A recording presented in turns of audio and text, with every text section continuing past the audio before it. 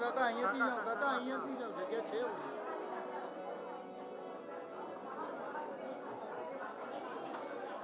ઓમ નમો ભગવતે વાસુદેવાય.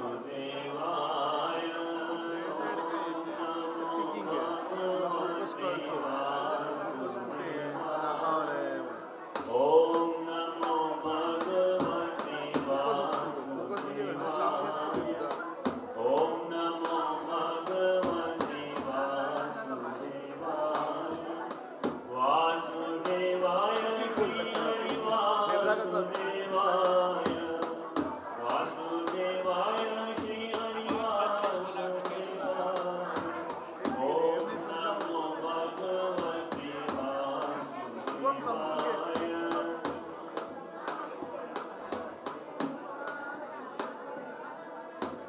ઓમ નમો ભગવતે વાસુદેવાય.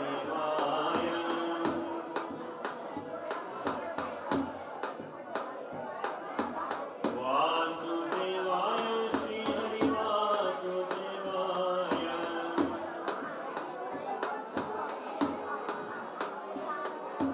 વાસુદેવાય શ્રી હરિ વાસુદેવાય.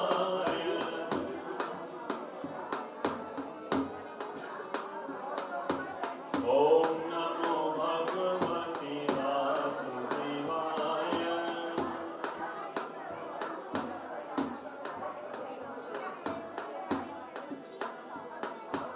ઓમ નમો ભગવતે વાસુદેવાય.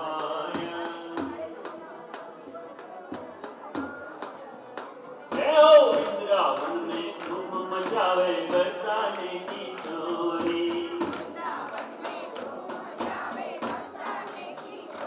રજધામ રાધા રૂપી રાજધાની લાગે, રાજધાની લાગે. મને પ્યારો પ્યારો યમુનાજી કો પાણી લાગે.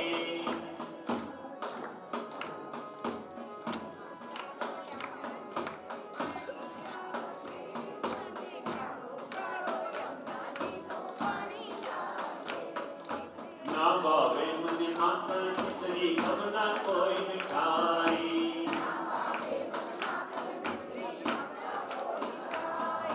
દીવડિયાને ભાવે શ્રી રાધા નામ મલાઈ.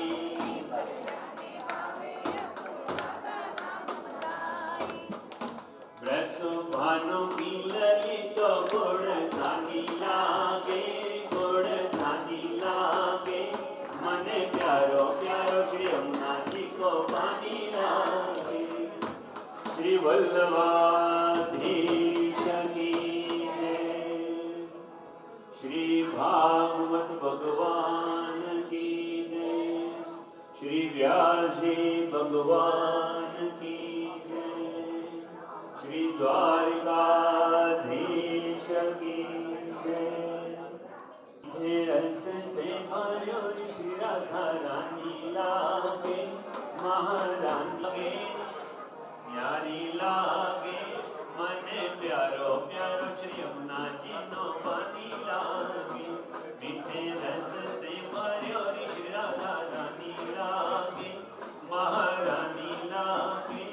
મને પ્યારો પ્યારો શ્રી યમુનાજી નો પાણી લાગે. ઓ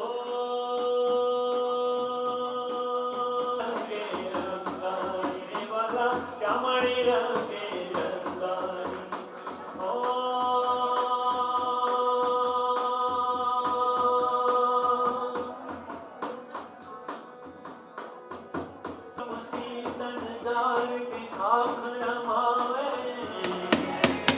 શ્રી રાધે કૃષ્ણ, શ્રી રાધે કૃષ્ણ, શ્રી ગોપાલ કૃષ્ણ, શ્રી ગોપાલ.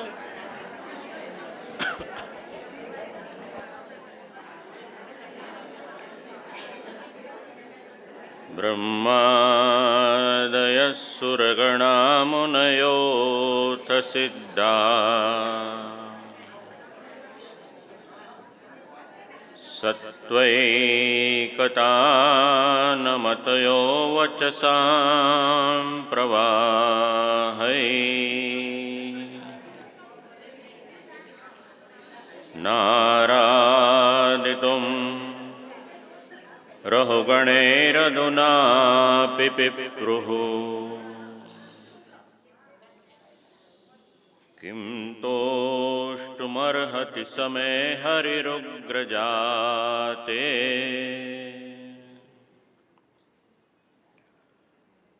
નારાયણં નમસ્કૃત્ય નરં ચૈવ નરોત્તમં દેવીં સરસ્વતીં વ્યાસં તતો જય ઉદીરયેત. ચિંતા સંતાનહંતારો યત્પાદાંબુજરેણવ સ્વીયાનાં તાન નિજાચાર્યાન પ્રણમામિ મુહુર્મુહુઃ. યદનુગ્રહતો જંતુઃ સર્વદુઃખાર્તિગો ભવેत् તમહં સર્વદા વંદે શ્રીમદ્વલ્લભનંદનમ. અજ્ઞાનતિમિરાન્ધસ્ય જ્ઞાનાંજનશલાકયા ચક્ષુરુન્મીલિतं યેન તસ્મૈ શ્રીગુરવે નમઃ. નમામિ હૃદયે શેષે લીલાક્ષિરાબ્ધિશાયિનં લક્ષ્મીસહસ્રલીલાવિસેવ્યમાनं કલાનિધિં. ચતુર્ભિશ્ચ ચતુર્ભિશ્ચ ચતુર્ભિશ્ચ ત્રિભિસ્તથા ષડભિર્વિરાજતે યોऽસૌ પંચધા હૃદયે મમ. શ્રી ગોવર્ધનનાથ કી જય. શ્રી ગોકુલનાથ કી જય. શ્રી દ્વારિકાધીશ કી જય. શ્રી બાલકૃષ્ણલાલ કી જય. શ્રી વલ્લભાધીશ કી જય. શ્યામ સુંદરી શ્યમુને મહારાણી કી જય. શ્રી ગુસાઈજી પરમ દયાલ કી જય.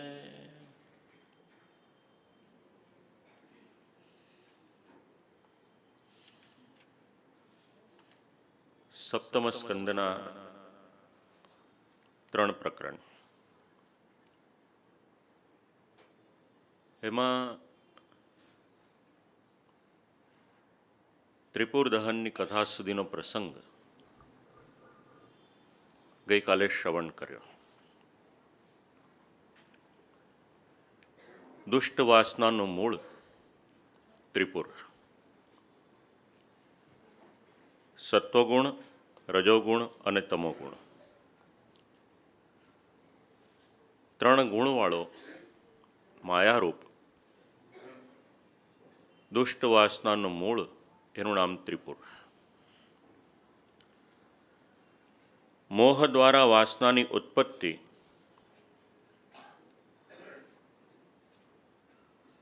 માયા દુષ્ટ વાસનાનું મૂળ ભગવત કૃપાથી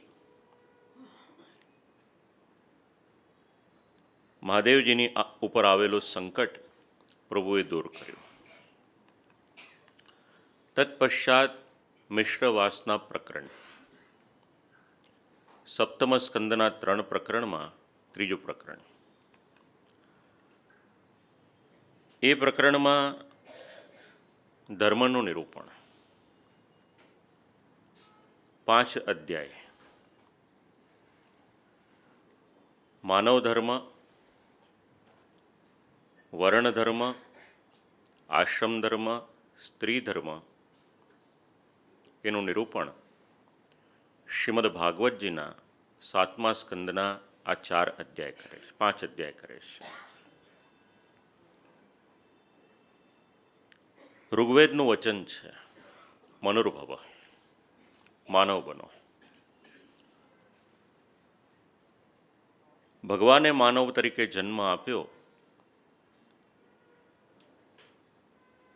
લોકો આપણને માનવ કહે છે, પણ માનવતાના ગુણો આપણામાં છે કે નહીં એનો પરિચય શ્રીમદ ભાગવત આપણને કરાવે છે. શ્રી ઠાકોરજીની કૃપાથી દુનિયાના ઘણા બધા દેશોમાં શ્રીમદ ભાગવતજીના 11મા અધ્યાયના 7 થી 8 શ્લોકો પર કલાકોના કલાકો સુધી પ્રવચન થયા. પ્રયોજન એક જ,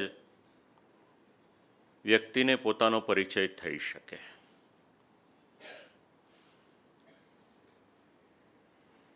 માણસ તરીકે જન્મ્યા, પૂર્વજન્મનું પુણ્ય અથવા તો ભગવત કૃપા. પણ ભગવાને આપણને જે બનાવીને મોકલ્યા એ કર્તવ્ય આપણે નિભાવીએ છીએ કે નહીં એનો પરિચય અગર આપણને કોઈક કરાવે છે તો શ્રીમદ ભાગવતજીના આ શ્લોકો કરાવે છે. શબ્દ છે માનવ સેવા. કોઈની પણ સેવા કરીએ, ભગવત સેવા તો છે જ.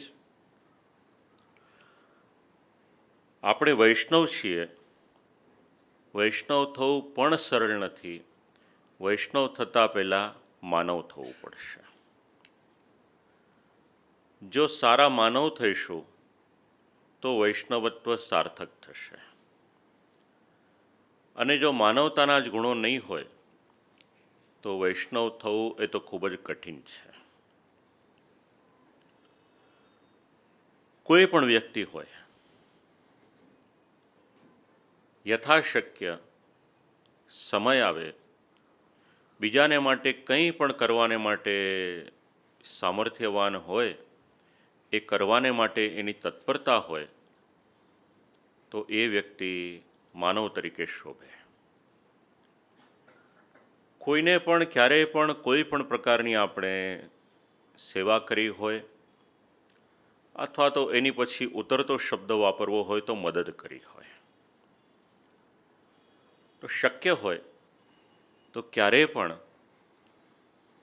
એવી રીતનું જે કંઈક પણ કરેલું હોય એને યાદ રાખશો નહીં.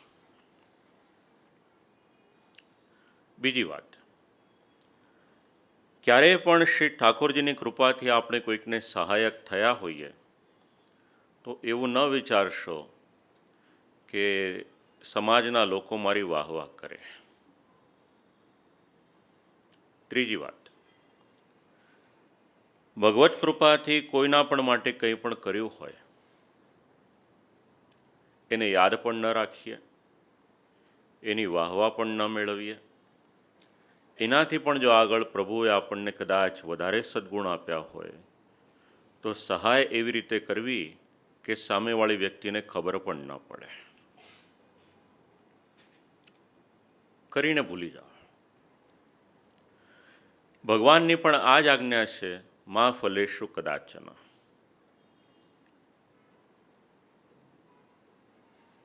માનવ સેવાના મૂળ શ્રીમદ ભાગવતજીના આ શ્લોકોમાં છે.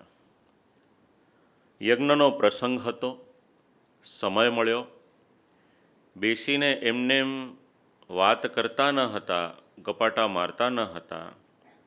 પૂછ્યું કંઈક જેનાથી પોતાનું પણ કલ્યાણ થાય, વિશ્વનું પણ કલ્યાણ થાય.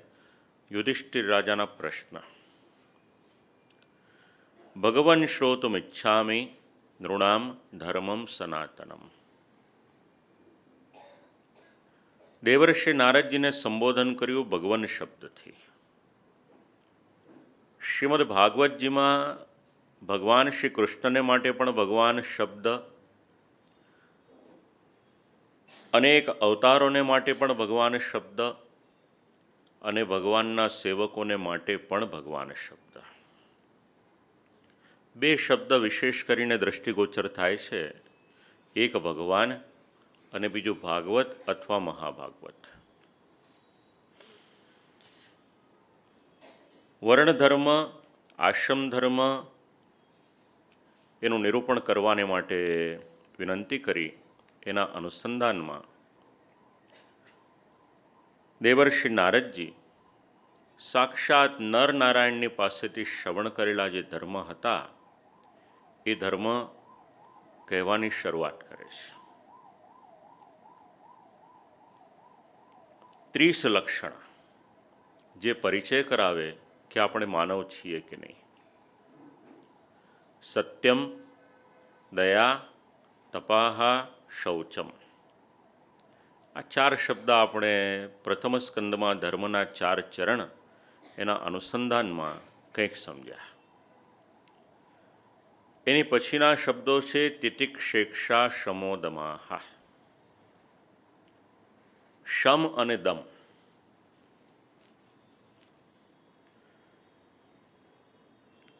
બાહ્ય ઇન્દ્રિયો પર સંયમ અને આંતર ઇન્દ્રિયો પર સંયમ.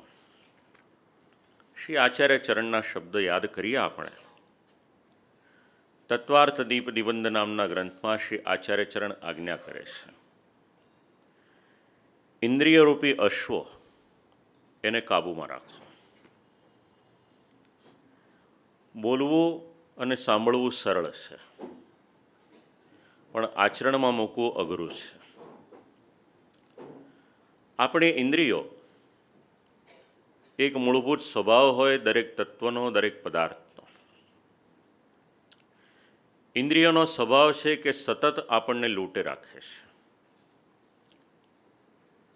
હંમેશા આપણે ઉપરના પદ ઉપર હોઈએ ત્યાંથી સતત આપણને નીચે લઈ જાય, આ ઇન્દ્રિયોનો સ્વભાવ છે. ક્યારેક સ્વાદિષ્ટ ભોજન કરવાનું મન થાય, એ ઇન્દ્રિય આપણને લૂંટે છે. ક્યારેક સિનેમા જોવાનું મન થાય, ક્યારેક કર્ણપ્રિય સંગીત શ્રવણ કરવાનું મન થાય, ક્યારેક પરફ્યુમ લગાવવાનું મન થાય. આ બધી જ અલગ અલગ ઇન્દ્રિયો આપણને સતત લૂંટે રાખે. આંતર અને બાહ્ય આ બંને ઇન્દ્રિયોની પર આપણે સંયમ રાખીએ, એનું નામ શમ અને દમ. એની પછીનો શબ્દ છે અહિંસા. વિશ્વમાં ધીરે ધીરે કરી શાકાહારને માટે અવેરનેસ વધતી જાય છે. એનાથી પણ એક વર્ગ વધારે આગળ વધ્યો, જેને વિગન કહેવામાં આવે છે. એ તો પ્રાણીનું દૂધ પણ ન પીએ. જે પણ પદાર્થ પ્રાણીની સાથે સંલગ્ન હોય એનો આહાર ન કરે. જે સંસ્કૃતિમાં માંસાહાર સિવાય કોઈ પણ ખોરાક હતો નહીં, એ લોકો ધીરે ધીરે કરી અને શાકાહાર અપનાવી રહ્યા છે. આપણે એવું માનીએ છીએ કે અહિંસા શબ્દ જૈનિઝમે આપ્યો. શ્રીમદ ભાગવતમાં હજારો વર્ષ પહેલાં આ શબ્દનો ઉલ્લેખ મળે છે, અહિંસા. ભગવાને બ્રહ્માજીના દ્વારા જ્યારે સૃષ્ટિ બનાવી, માનવ સૃષ્ટિ બનાવી, તો માનવ અને પશુ એ બંનેના જડબા, એના દાંત, એમાં તફાવત રાખ્યો છે. શાકાહારી અને માંસાહારી જે પશુઓ છે એમના જડબામાં પણ ફરક છે. આપણને કોઈ પણ અધિકાર નથી કે કોઈ પણ જીવની આપણે હત્યા કરીએ.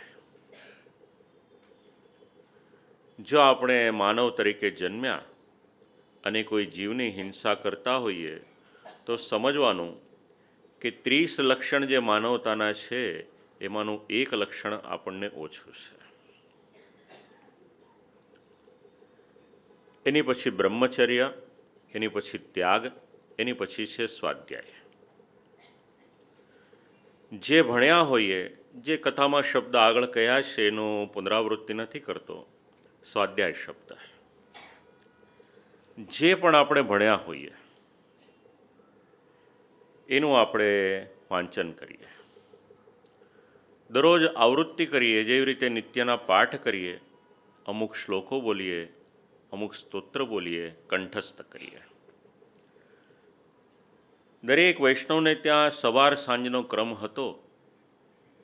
સ્વાધ્યાય જ્યાં સુધી ચાલ્યો ત્યાં સુધી બાળકોને સંસ્કાર એ ગળથુથીમાંથી મળતા રહ્યા. આર્જવમ, સરળતા, ખૂબ અઘરું છે. બહુ મોટા થઈ અને બહુ સરળ બનવું એ બહુ અઘરું કામ છે. કંઈ ન હોય અને મજબૂરીથી સરળ બનીને રહીએ એ તો સંજોગો વશાત, પણ ભગવાન કોઈક આપણને પદ સુધી પહોંચાડે પછી પણ જો આપણે સરળ રહીએ તો સમજવાનું કે ભગવાને મને માનવ બનાવ્યો તો માનવતાનો ગુણ મારામાં છે. એની પછી સંતોષ. શ્રીમદ ભાગવતમાં ઉદ્ધવજી ખૂબ જ સરસ પ્રશ્ન પૂછે છે ભગવાનને 11મા સ્કંદમાં કે દરિદ્રી કોને કહેવાય. ભગવાન ખૂબ જ નાનો એવો જવાબ આપે છે. આપણે એવું વિચારીએ છીએ કે જેની પાસે ધન નથી એ દરિદ્ર, પણ ભગવાન એની પરિભાષા એવી સમજાવે છે કે જેના જીવનમાં અસંતોષ છે એ માણસ દરિદ્ર છે. જો જીવનમાં સંતોષ હશે તો જે પણ આપણી પાસે હશે એને આપણે આનંદથી ભોગવી શકીશું. પણ જો સંતોષ જ નહીં હોય તો ગમે એટલું મળશે આપણે એમ જ વિચારીશું કે બસ મારી પાસે આટલું જ છે. આ માનવતાનું લક્ષણ સંતોષ. સમદ્રુક સેવા. શક્ય હોય કોઈ પણ વ્યક્તિને ઊંચ નીચના ભેદભાવથી જોશો નહીં. શ્રી આચાર્ય ચરણનું જીવન યાદ કરો, શ્રી ગોસાઈજી પ્રભુ ચરણનું જીવન યાદ કરો, એના પ્રમાણો મળશે. શ્રી ગોસાઈજી પ્રભુ ચરણ શ્રી ઠાકોરજીની સેવા કરવાને માટે ઘોડા પર જઈ રહ્યા હતા. રસ્તામાં એક સ્ત્રી પડી હતી, એનું નામ કુંજરી. ગરમી ખૂબ જ લાગી, હોશ ન રહ્યા, બેહોશ થઈ ગઈ. શ્રી ગોસાઈજી પ્રભુચરણે સેવકને આજ્ઞા કરી કે એના માટે જલ લાવો. આજુબાજુ તપાસ કરી પણ જલ ક્યાંયથી મળ્યું નહીં. સેવકે વિનંતી કરી કે પ્રભુ જલ તો આસપાસ છે નહીં, તો કે આપણી પાસે જારીજી છે, એનું જલ પીવડાવો, વિચાર શેને માટે કરો છો? કહ્યું કે જારીજી તો સોનાના છે, જો આ સ્ત્રીને જલ પીવડાવીશું તો જારીજી છુવાઈ જશે, કામ નહીં લાગે. એટલે આપ શ્રી આજ્ઞા કરી કે જારીજી બીજા આવી જશે, પણ જો પ્રાણ જશે તો પાછા આવશે નહીં. આનું નામ માનવ સેવા. સમદ્રુક. માનવ માત્રને પોતાનાથી નીચા ક્યારે પણ સમજશો નહીં. આ જ શબ્દ શ્રી સુખદેવજી મહારાજને માટે શ્રીમદ ભાગવતમાં પ્રયોગ કરવામાં આવ્યો છે. સુખદેવજી કેવા ઊંચા આસન ઉપર બિરાજ્યા, તે છતાં શ્રી સુખદેવજીના મનમાં અભિમાન નથી કે શ્રોતાઓ નીચે બેઠા એટલે શ્રોતાઓ નાના અને હું ઉપર બેઠો એટલે મોટો. જો વક્તા વિચાર કરે તો શ્રીમદ ભાગવત વક્તાને ઘણો બધો અપરોક્ષ રીતે ઉપદેશ આપે છે.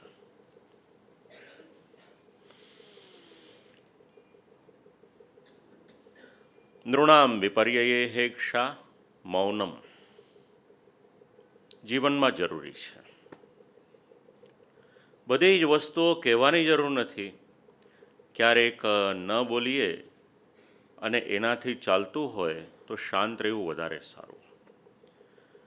પણ જીવનમાં અઘરામાં અઘરું કામ એ છે કે આપણને ખબર હોય, આપણને જ્ઞાન હોય, તે છતાં પણ શાંત રહેવું. ગુજરાતી ભાષા તો બે પ્રકારની કહેવત આપે છે. એક બાજુ એવું પણ કહે કે બોલે એના બોર વેચાય, અને બીજી બાજુ એવું પણ કહે કે ન બોલવામાં નવ ગુણ. એટલે જ્યારે જ્યાં જે એપ્લિકેબલ હોય એનો વિનિયોગ કરવો. અન્નાદ્યાદે સંવિભાગો. ભગવાને આપણને અન્ન આપ્યું હોય તો જે જરૂરિયાતવાળો વર્ગ છે એને આપણામાંથી કંઈક આપવું.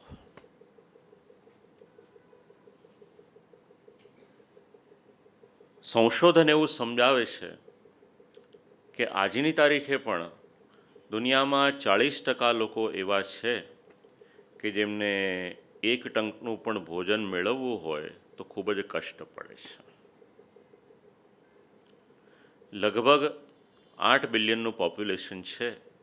800 કરોડમાંથી 40%, એટલે લગભગ 300 કરોડ લોકો છે કે જેમને એક ટંકનું પણ ભોજન મેળવવું હોય તો તકલીફ છે. શક્ય હોય તો ભોજનના પાત્રમાં એક દાણો, એક કોળિયો પણ ક્યારેય પણ છાંડવો નહીં.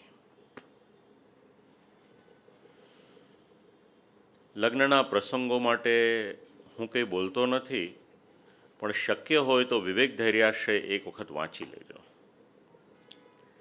એની પરથી ખબર પડી જશે કે આપણે ત્યાંના લગ્નનું આયોજન કઈ રીતે કરવાનું અને સંપત્તિનો વિનિયોગ કઈ રીતે કરવાનો.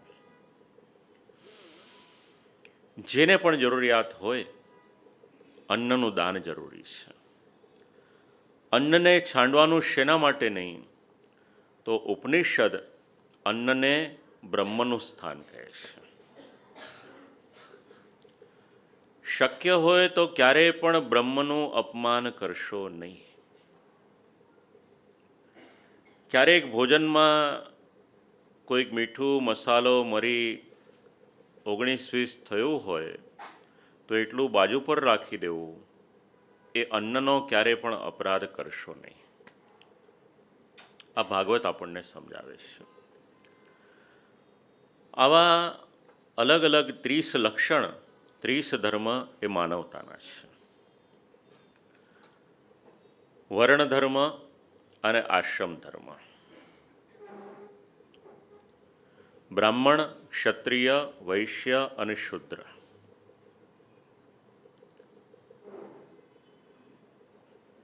ચારે વર્ણના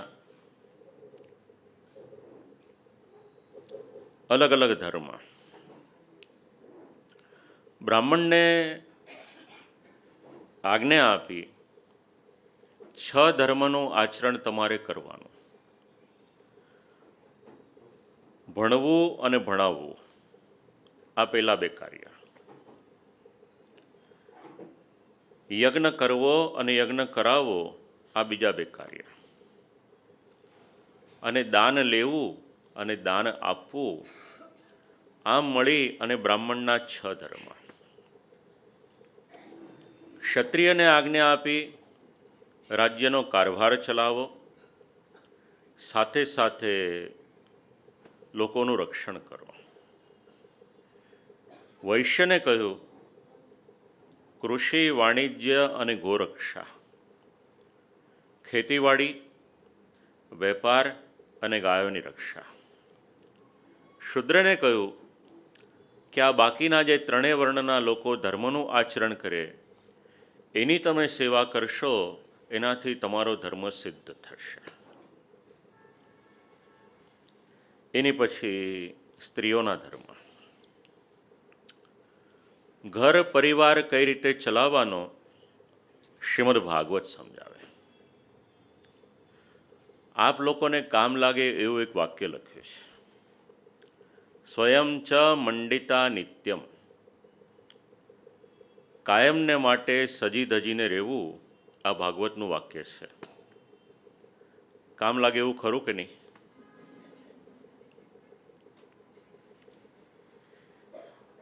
પણ કેવળ સજી ધજીને રહેવું એટલું જ પર્યાપ્ત નથી, ઘણા બધા લક્ષણો બતાવ્યા છે.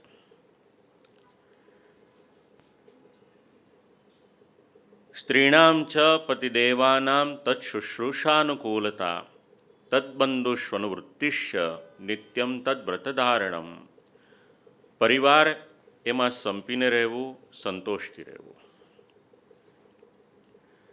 સ્ત્રી શબ્દની વ્યાખ્યા જ્યારે શાસ્ત્રએ કરી ત્યારે એવી રીતે સમજાવ્યું, સર્વાન સ્નેહેન વેષ્ટતી ઇતિ સ્ત્રી. આખા જ પરિવારને સ્નેહના બંધનથી બાંધીને રાખે એનું નામ સ્ત્રી. સ્નેહનું બંધન એટલે શું?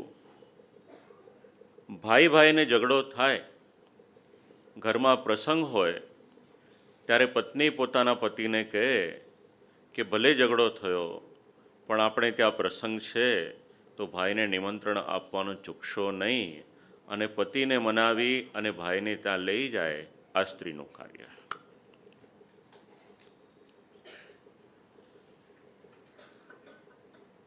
કેવળ સ્વયં ચ મંડિતા નિત્યમ નહીં, પોતાનું ઘર પણ સરસ રીતે સ્વચ્છ રાખે, સુઘડ રાખે, દરેક વસ્તુને બરાબર ગોઠવેલી રાખે. તો તૈયાર થવાનું શેને માટે લખ્યું? સવારનો પતિ નીકળ્યો હોય, સાંજે આવે. ઘરમાં 5-15 નોકર ચાકર હોય, પણ જ્યારે પતિ આવે અને એને પાણીનો ગ્લાસ આપવાનો હોય ત્યારે સ્ત્રી એ પતિને પાણીનો ગ્લાસ આપે એ શોભે. 5-15 લાખના દાગીના હાથમાં પહેર્યા હોય, એ હાથે જલ આપે તે શોભે. હવે જો એમ ન કરે અને પછી ઘરમાં કામ કરનાર શ્યામ સુંદર હોય,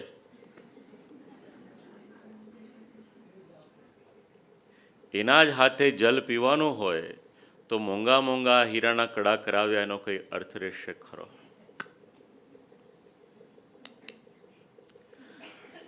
સમજવાની વાત શું છે? પરિહાસ તો બાજુ પર છે. વાત જરા ધ્યાનથી વિચારશો તો ખ્યાલ આવશે. શ્રીમદ ભાગવત આપણા જીવનની સાથે કેટલું જોડાયેલું છે, આ બધા અધ્યાયો આપણને સમજાવે છે. ઘણા બધા જીવનના પાસાઓ, બાળકના જન્મથી લઈ મૃત્યુ સુધી જ નહીં, મૃત્યુની પછી પણ એની ગતિ કઈ છે, એ બધું જ વર્ણન શ્રીમદ ભાગવતમાં અલગ અલગ સ્થાને આપેલું છે.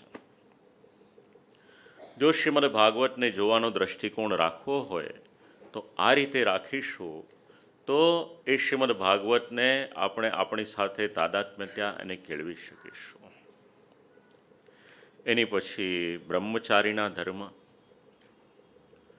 ગુરુકુલમાં નિવાસ કરે. બ્રહ્મચારી ગુરુકુલે વસંતાંદોર ગુરોર્હિતમ, વસંતાંદો ગુરોર્હિતમ. જ્યારે ગુરુકુલમાં નિવાસ કરે ત્યારે ગુરુજીની સેવા આ એનું કર્તવ્ય. આર્યાવર્તની પ્રાચીન પદ્ધતિ, શિષ્ય જ્યારે ગુરુને ત્યાં ભણવાને માટે જાય ત્યારે ગુરુ એની પરીક્ષા કરે. ઉપનિષદમાં એના અલગ અલગ પ્રસંગો છે. એ પરીક્ષામાં શિષ્ય જ્યારે ઉત્તીર્ણ થાય ત્યાર પછી એના અધિકાર મુજબ એને અધ્યયન કરાવવામાં આવે. આ ગુરુકુલની પદ્ધતિ. જેમ જેમ સમય વીતતો જાય એમ ધીરે ધીરે કરી એ પદ્ધતિમાં થોડું ઘણું પરિવર્તન આવતું જાય. તે છતાં પણ આજના સમાજમાં આપણે ત્યાં ગુરુનું સ્થાન એ સર્વોચ્ચ માનવામાં આવ્યું છે. આ પરિવારના વડીલોનું પણ કંઈક પુણ્ય હશે. આમ તો આપણે કોઈકને નિમંત્રણ આપીએ તો બને કે વ્યક્તિની પાસે સમય ન હોય, પણ શ્રી ઠાકોરજીએ જ્યારે બધું ગોઠવવું હોય ત્યારે પ્રભુ બધું ગોઠવી દે છે. નામ તો જાણીતું છે આપણા શહેરનું. પ્રોફેસર શ્રીમાન અશ્વિનભાઈ મહેતા. વિલેપારણે કેળવણી મંડળ, મીઠીબાઈ કોલેજ, ત્યાં ગુજરાતી ભાષાના હેડ ઓફ ધ ડિપાર્ટમેન્ટ, અને ઘણી બધી જગ્યાએ સભા સંચાલક તરીકે,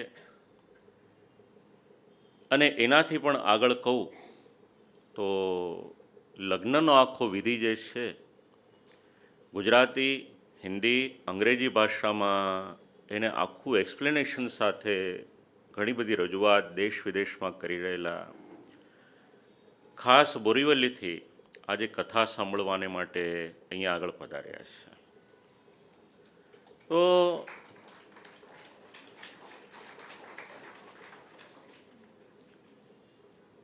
આમ તો બધો મારો દાદાજીનો સંબંધ, પણ ભગવાને ગોઠવ્યું આજે અહીંયા આવવાનું. એ કેવળ આ વડીલોની પુણ્યાઈ હશે, શ્રી ઠાકોરજીની ઈચ્છા હશે, એના કારણે શક્ય બન્યું. નહીતર તો ત્યાં પણ કથાઓ થાય છે, પણ એના બદલે જો અહીંયા આવવાનું કંઈક કથારસ પાન કરવાની શ્રી ઠાકોરજીએ પ્રેરણા કરી, મેં નિમંત્રણ આપ્યું અને અહીંયા આગળ પધાર્યા, એ જ આપણું સૌભાગ્ય છે. કારણ કે પોતે સાક્ષર છે. ગુજરાતી ભાષા પર હેડ ઓફ ધ ડિપાર્ટમેન્ટ હોય એટલે પ્રભુત્વ કેટલું હોય એ જરા વિચારો આપ લોકો. અને કોઈ ભણેલો માણસ હોય ને, એણે કોઈકને 3 કલાક 4 કલાક સાંભળવા એટલે બહુ મોટી તપસ્યા છે. ભણેલા માણસને કંઈક ને કંઈક એમાં ન્યૂનતા એના દર્શન થઈ જાય, ન ઈચ્છે તો પણ. અને મારી કરતાં વયમાં મોટા છે, મારી જેટલા તો હજારો વિદ્યાર્થીઓને ભણાવ્યા હશે.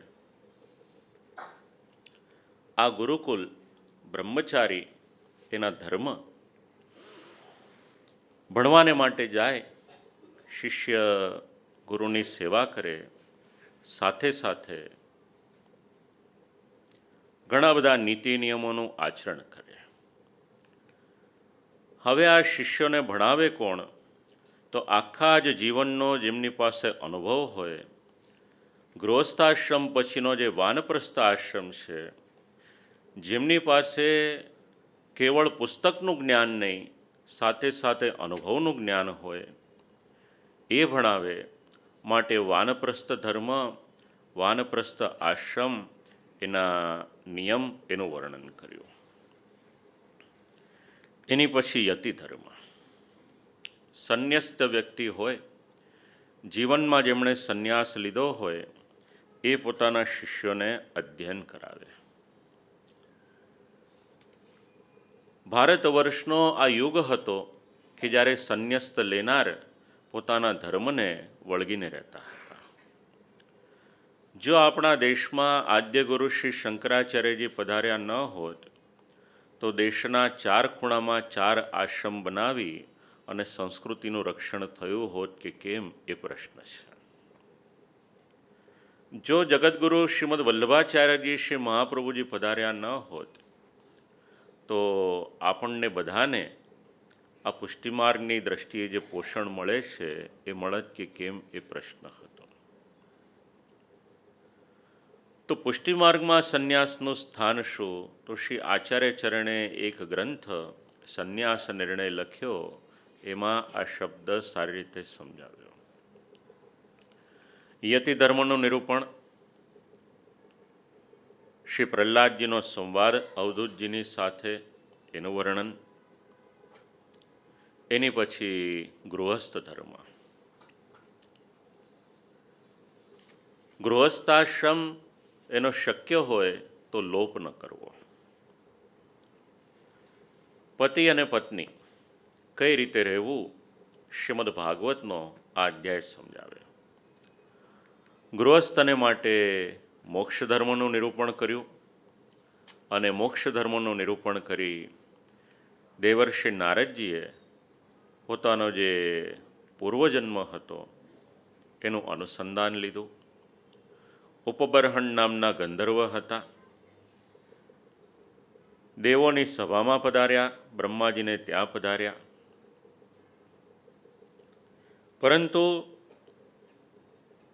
કંઈક મન બીજે વિચલિત થયું, તાલ ચૂક્યા, એના ફલસ્વરૂપે દાસીપુત્ર થયા હતા, જેમની કથા આપણે શ્રીમદ ભાગવતજીના બીજા દિવસના પ્રસંગમાં શ્રવણ કરી હતી. દાસીપુત્ર થયા, પછી અનુગ્રહ થયો, જે ચતુર્વ્યુહ ગાયત્રી મંત્ર આપ લોકોને બોલાવ્યો હતો એના ફલસ્વરૂપે દેવર્ષિ નારદજી તરીકેનો અવતાર પ્રાપ્ત થયો. આ શ્રીમદ ભાગવતજીનો 7મો સ્કંધ. અનેક પ્રકારની વાસનાઓ આપણામાં રહેલી છે, એ વાસના મુક્ત કઈ રીતે થવાય, એટલે એના માટેના 4 પર્યાય આપ્યા. વેદનો અભ્યાસ કરીએ તો વાસના મુક્ત થવાય. મમતાનો સંપૂર્ણ નાશ થાય તો વાસનામાંથી મુક્ત થઈ શકાય. ઉત્તમ દેહ કાલ વગેરે પ્રાપ્ત થાય. આવી રીતે વાસનાનો નાશ થાય તો જીવનું કલ્યાણ થાય. માટે અસદવાસના, સદવાસના અને મિશ્ર વાસના, આ 3 પ્રકરણ એનો વિરામ આપી અને 8મ સ્કંદ એનો આરંભ કર્યો. એનું નામ છે મન્વંતર લીલા. સત્પુરુષોએ કરેલા ધર્મ, એમણે આચરણ કરેલા ધર્મ, એનું નામ છે મન્વંતર. મનુ મહારાજના ચરિત્ર, 8મો સ્કંદ શ્રીનાથજી બાવાનો દક્ષિણ સ્તન. 4 પ્રકરણમાં શ્રી આચાર્ય ચરણે એનું વર્ગીકરણ કર્યું. પહેલું પ્રકરણ છે ભગવાનનું સંસ્મરણ. એમાં ગજેન્દ્રનું ચરિત્ર. બીજું પ્રકરણ દાન પ્રકરણ, સમુદ્ર મંથન નીકળેલા 14 રત્ન એની કથા. ત્રીજું પ્રકરણ સ્વોક્ત ધર્મ નિર્વાહ. બલિરાજાએ પોતાના વચનનું પાલન કર્યું એનું નિરૂપણ કર્યું. અને ચોથું પ્રકરણ મત્સ્યાવતારનું ચરિત્ર. 8મા સ્કંદનો સંબંધ ભક્તિવર્ધિની ગ્રંથની સાથે છે. વાર્તા પ્રસંગ આપ લોકોને ખ્યાલ છે, 2 મિનિટમાં એનું અનુસંધાન લઈ લઈએ. શ્રી પુરુષોત્તમ જોશી નામના ભગવદીય વૈષ્ણવ શ્રી આચાર્ય ચરણની પાસે પધાર્યા. કરબદ્ધ વિનંતી કરી, માર્ગ તો અનેક છે, તો જ્ઞાન માર્ગ મોટો કે કર્મ માર્ગ મોટો? શ્રી આચાર્ય ચરણે ઉત્તર આપ્યો, જેને જે માર્ગ યોગ્ય લાગે એના માટે એ માર્ગ ઉત્તમ, પણ જો મને પૂછો તો મારા મત મુજબ ભક્તિ માર્ગ એ સૌથી મોટો, અને ભક્તિ માર્ગ એના દ્વારા જીવ ભગવાનને પ્રાપ્ત કરી શકે છે. પતિ પત્ની શ્રી આચાર્ય ચરણને શરણે આવ્યા. ફલસ્વરૂપે શ્રી આચાર્ય ચરણે એમને ભક્તિવર્ધિને ગ્રંથ એનું અધ્યયન કરાવ્યું. અને એ ગ્રંથ એમાં ભગવાનમાં રહેલી ભક્તિ એ કઈ રીતે વધે એની સમજણ આપવામાં આવી છે. હરિસંસ્મરણ એમાં આરંભ કર્યો. રાજાએ પ્રશ્ન પૂછ્યો, સ્વયંભુવસ્યેહ ગુરો વંશોયમ વિસ્તરાશ્રુતા. સ્વયંભૂ મનુનો વંશ તો વિસ્તારથી શ્રવણ કરાવ્યો. એમને ત્યાં અન્ય મનુઓ, એમના ચરિત્ર પણ આપ કૃપા કરી અને મને કહો, આ વિનંતી કરી. મનુન અન્યાન વદસ્વનઃ. તેના અનુસંધાનમાં ઉપનિષદમાં જેનો ઉલ્લેખ છે એવો જ એક શ્લોક મળ્યો. આત્મા વાસ્યમિદમ સર્વમ, આત્મા વાસ્યમિદમ વિશ્વમ, યત કિંચિત જગત્યામ જગત તેન ત્યક્તેન ભુંજીતા માગૃધ કસ્ય સ્વિદ્ધનમ. જે હમણાં આપણે વાત કરી, જરૂરિયાત વ્યક્તિ હોય એનું પોષણ કરજો, એને જ મળતો આ શ્લોક છે, તેન ત્યક્તેન ભુંજીતા. ઠાકોરજીના શ્રીચરણમાં એક જ વિનંતી કે પ્રભુ અમારો હાથ લેવાને માટે ન લંબાય, આપવાને માટે લંબાય. પારિવારિક સંબંધમાં આપ લે અલગ વસ્તુ છે, પણ ઠાકોરજીની કૃપા આપણી સર્વની પર એટલી રહે કે હંમેશા કંઈક ને કંઈક આપણે આપતા રહીએ. અને શ્રી ગોકુલેશ પ્રભુચરણ પણ આવી જ આજ્ઞા કરે છે. જે કંઈ પ્રાપ્ત થાય એમાં સર્વપ્રથમ અધિકાર અગર કોઈકનો હોય તો શ્રી ઠાકોરજીનો છે. ષોડશ ગ્રંથમાં એક શબ્દ આપ્યો છે. શ્રી ગોકુલેશ પ્રભુચરણની આ આજ્ઞાની સાથે એ શબ્દનું આપણે અનુસંધાન લઈ લઈએ. 4 શબ્દ કથામાં આગળ સમજાવ્યા હતા. બજારમાંથી લાવેલું ફળ એનું દ્રષ્ટાંત આપ્યું હતું. 1 કિલો ફળ બજારમાંથી લાવીએ, એમાંથી 1 ફળ આપણે આપણા ઉપયોગમાં લીધું, તો બાકીના ફળ શ્રી ઠાકોરજીને અંગીકાર કરાવાય કે ન કરાવાય? એના માટે ષોડશ ગ્રંથમાં શબ્દ પ્રયોગ કર્યો છે, સામી ભુક્ત સમર્પણમ. જે પણ આપણે લાવ્યા, સૌથી પહેલાં એની પર અધિકાર અગર કોઈકનો છે તો આપણે ત્યાં બિરાજમાન આપણા નિજ સેવ્ય શ્રી ઠાકોરજીનો. શ્રી ઠાકોરજીને અંગીકાર કરાવો, શ્રી ઠાકોરજીને ધરો, તત્પશ્ચાત આપણે લેવું હોય તો લઈ શકાય. પણ જો આપણે લાવ્યા શ્રી ઠાકોરજીને માટે અને એમાંથી કંઈક પણ પહેલાં પોતાના વિનિયોગ માટે લીધું, તો બાકીનું શ્રી ઠાકોરજી અંગીકાર કરતા નથી. માટે શ્રી ગોકુલેશ પ્રભુએ આજ્ઞા કરી, જે કંઈ પ્રાપ્ત થાય એમાં સર્વપ્રથમ કંઈક અંશ કાઢવાનો હોય તો આપણે ત્યાં બિરાજતા શ્રી ઠાકોરજીને માટે.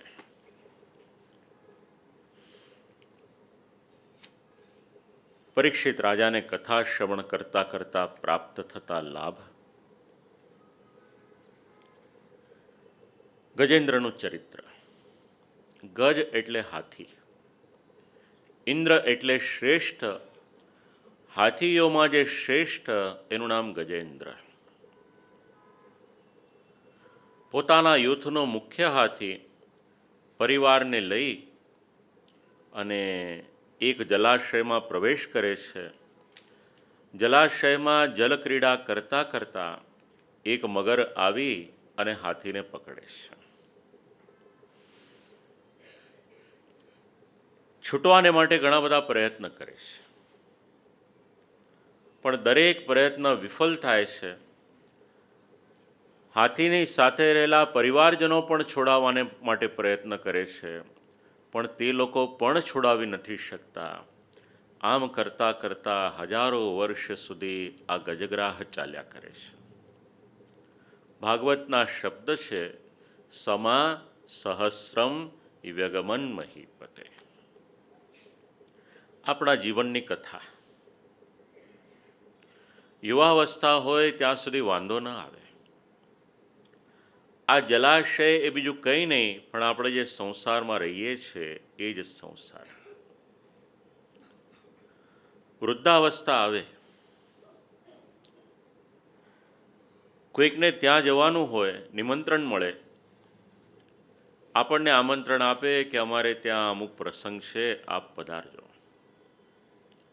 ઘરમાં પ્રસંગ હોય, આપણે પૂછીએ કે કેટલામે માળે રહો છો, એટલે કે 3જે માળે. એટલે બીજો પ્રશ્ન પૂછીએ કે મકાનમાં લિફ્ટ છે કે નહીં. એટલે સામેવાળી વ્યક્તિ કહે કે મકાન જૂનું છે, 50-60 વર્ષ પહેલાં માળામાં રહેતા હોય, હવે એ માળામાં લિફ્ટની વ્યવસ્થા લાવવી ક્યાંથી? આ મુંબઈના માળા, હા, ઠાકોરજીને ધરવાના માલાજી નહીં, નહીતર પાછી ગડબડ થશે. અમારા એક વડીલ હતા, મારા પિતાજીની સાથે ઘણો સમય સુધી શ્રીમદ ભાગવતજીની કથાઓમાં સાથે રહ્યા. થોડીક મજાકિયા વૃત્તિ. ગુજરાતના એક ગામમાં કથા હતી મારા પિતાજીની, ત્યાં સાથે ગયા હતા. પુષ્ટિમાર્ગીય ઘર એટલે માળી કે માલાજીને બદલે માળા શબ્દ બોલ્યા કે માલા લાવો. હવે આમનો પરિહાસ કરવાનો સ્વભાવ, એટલે કે માળી અહીંયા માળા ક્યાંથી લાવો? માળા તો આપણા મુંબઈમાં હોય, ત્યાં 4-4, 5-5 માળના મકાન હોય, એને માળા કહેવાય, અહીંયા માળા લાવવા ક્યાંથી? એટલે આપણને પાછી ગડબડ ન થાય, માળા અને માલાજી વાત નીકળી તો જરા બીજી વાત જે સિદ્ધાંતની છે એ પણ કરી લઈએ. ઠાકોરજીની સેવાની જેટલી સામગ્રી હોય, શક્ય હોય તો એની પાછળ જી શબ્દ લગાવો. બંટા એકલું બોલીએ એની કરતાં બંટાજી બોલીએ એ વધારે સારું. જારી એકલું બોલીએ એની કરતાં જારીજી બોલીએ એ વધારે શોભે. માલા શબ્દ એકલો બોલીએ એની કરતાં માલાજી બોલીએ તો એ વધારે સારું છે. આમ ઘણા બધા શબ્દો છે, ઘણી સામગ્રીઓ છે કે જેની પાછળ આપણે જી શબ્દ લગાવીએ તો વધારે સારું પડે. સન્માન છે. કારણ શું? શ્રી ઠાકોરજીની સેવામાં વિનિયોગમાં આવનાર જેટલા પદાર્થો છે, એમાં પણ ભગવત સ્વરૂપાત્મકનો ભાવ આપણે ત્યાં રાખવામાં આવ્યો છે, એટલા માટે આપણે સન્માનથી બોલીએ છીએ.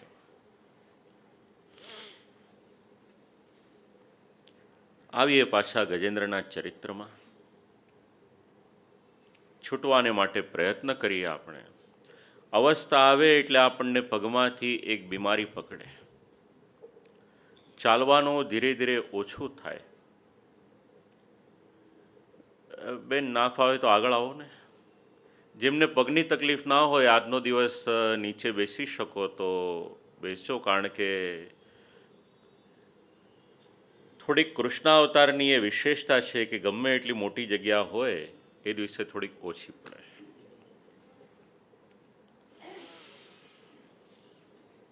જેમને પણ અનુકૂળતા હોય.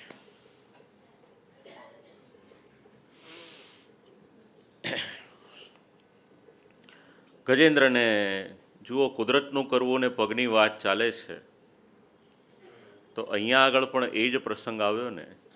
જેમને સાનુકૂળતા હોય એ બિરાજો નીચે. છૂટવાને માટે ઘણો બધો પ્રયત્ન કર્યો, છૂટી ન શક્યા. વિચાર કર્યો કે બીજું કોઈ છોડાવી નહીં શકે. પ્રભુને વિનંતી કરી. પ્રભુને વિનંતી કરતા શ્લોક બોલ્યા. જીવનમાં કદાચ કોઈક મુશ્કેલી હોય તો વિદ્વજ્જનોનો મત એવો છે કે એમાં આ શ્લોક ઉપયોગી છે. આપ લોકો પણ પ્રેમથી બોલો, મુશ્કેલી હોય કે ન હોય. જેવી રીતે ગજેન્દ્રની વાણી શ્રી ઠાકોરજીએ સ્વીકારી, કદાચ આપણી વાણી પણ સ્વીકારે.